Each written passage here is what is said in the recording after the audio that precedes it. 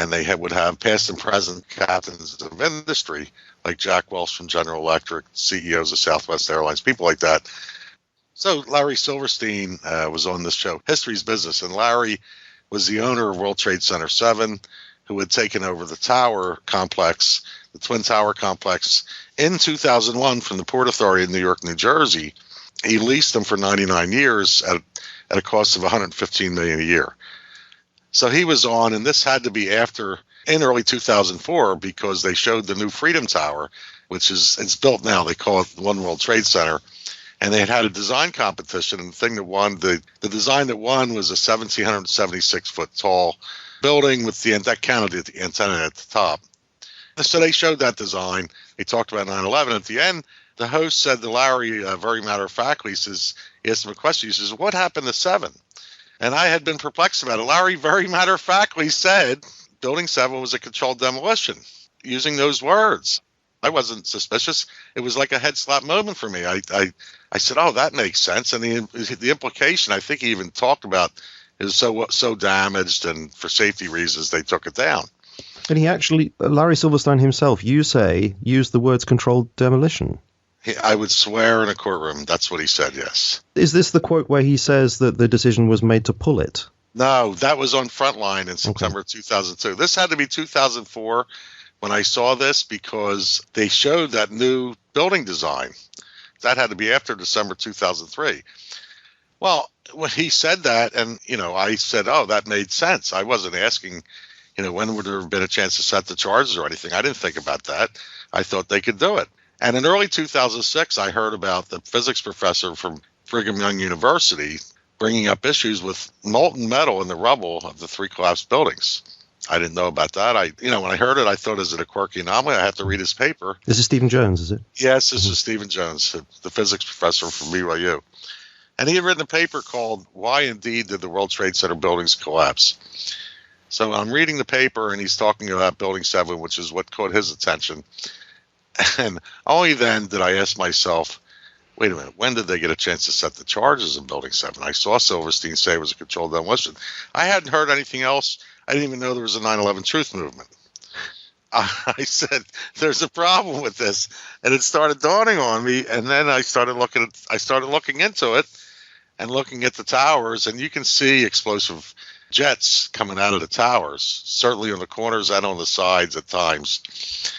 So it all started to look like this was a setup, and that very possibly that those aircraft impacts were nothing but causal ruses to blame outsiders. So, did it not cross your mind that perhaps Al-Qaeda could have got in very, very quickly and planted those explosives? Well, yeah, I guess it did. But the fact of the matter is the authorities in the United States haven't interrogated anybody that had access to the interiors of buildings.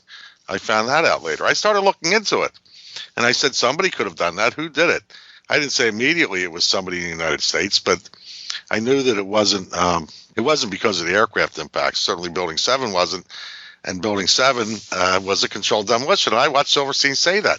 And by the way, when I started to realize that there was something wrong, I contacted the History Channel.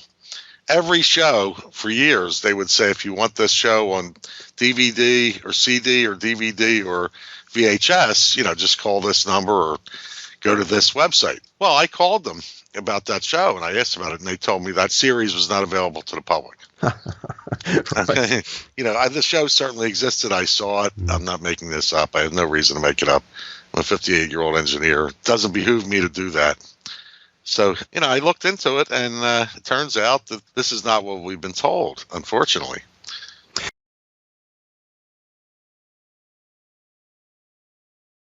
I remember getting a call from the fire department commander telling me that they were not sure they were going to be able to contain the fire. And I said, we've had such terrible loss of life. Maybe the smartest thing to do is pull it. Everybody left that area. And around 5 o'clock, the search and rescue ended because World Trade Center building number 7, they were anticipating that building was going to collapse. The search and rescue effort of Ground Zero stopped. Everybody left that area. They were anticipating that building was going to collapse. The search and rescue effort of Ground Zero stopped. Everybody left that area. I remember getting a call from the fire department commander telling me that they were not sure they were going to be able to contain the fire. And I said, we've had such terrible loss of life. Maybe the smartest thing to do is pull it.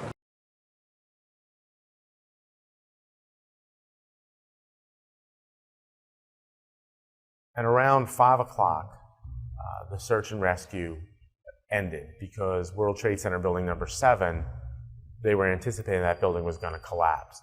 The search almost 5 o'clock, and at that point I saw these 3 firemen on a little bit of a rise, fumbling with a flag, and it didn't immediately register to me what they were about to do. We thought was another explosion was indeed, according to the Associated Press, another building that has either been attacked or exploded.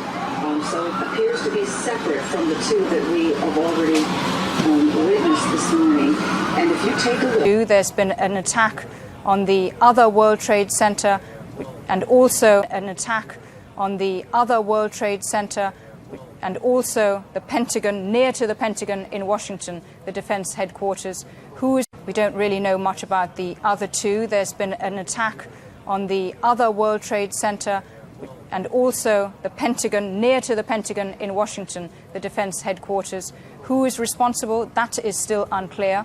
The Democratic Front for the Liberation of Palestine have denied being behind the attack.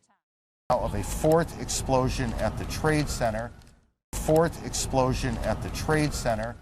Evacuated out of the immediate area. I mean, clearly fearing that the World Trade Center Twin Towers would collapse, and indeed they were proved right. And another building next to the World Trade Center has also collapsed. But I haven't been able to listen to the local stations. I'm afraid the local television stations are running this in very American style as a drama. I think they're just going. Some New York City officials. Frank, go ahead. That's right. I'm standing here right now just off Broadway by City Hall with Michael Hess, who is the city's corporation counsel. Mr. Hess, you were trapped in, I believe, 7 World Trade Center. Go ahead, sir. Yes, I was. I was up in the emergency management center on the 23rd floor, and when all the power went out in the building, another gentleman and I walked down to the 8th floor where there was an explosion, and we've been trapped on the 8th floor with smoke, thick smoke all around us for about an hour and a half. But the New York Fire Department, as terrific as they are, just came and got us out.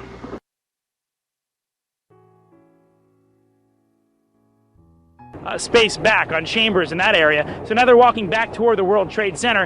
And as we keep letting you hear the personal stories, the survivor stories of exactly what happened inside the World Trade Center when that first plane went in, and of course the collapses since then, we're going to bring more of those to you now. Barry Jennings, you were on the 8th floor. You work for the City Housing Department. Explain to me the moment of impact. Well, me and Mr. Hesh, the corporation counsel, were on the 23rd floor. I told him we got to get out of here. We started walking down the stairs. We made it to the 8th floor. Big explosion. Blew us back into the 8th floor. And I turned to Hesh. I said, this is it. We're dead. We're not going to make it out of here. I took a fire extinguisher and I bust the window out. That's when this gentleman here heard my cries for help.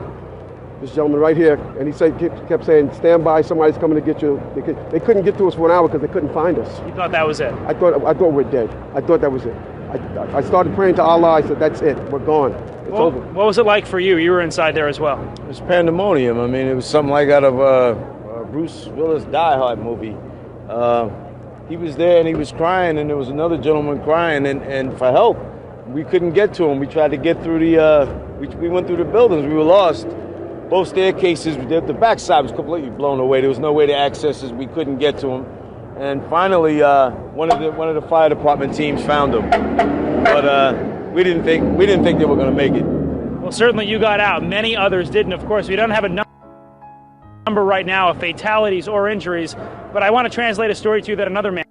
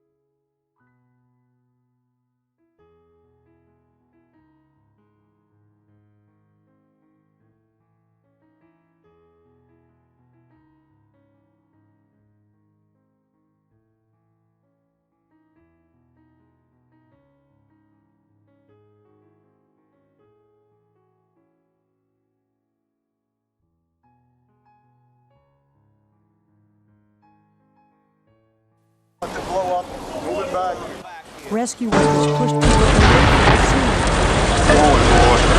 I asked Rosars to review her video on Facebook with me about the building about to blow up, and I was going to ask about the other people in the video, and I wanted to find out who and how they knew the building was about to blow up.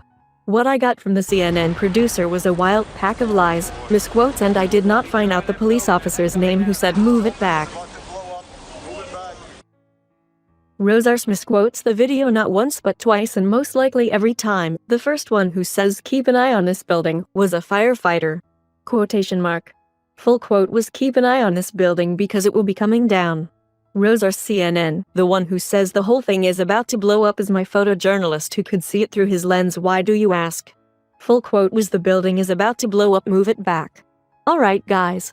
Move it back because the building is about to blow up. She is lying about every sentence. And who said what? Why would anyone do this? Clearly the guy who said move it back, the building is about to blow up, is not her photojournalist. Only police have the right to tell people to move it back. You hear that? Keep your eye on that building. It'll be coming down. The building is about to blow up. Move it back. All right, guys? Sorry. We are looking back. There's a building about to blow up. On flame. Debris coming down. Yes.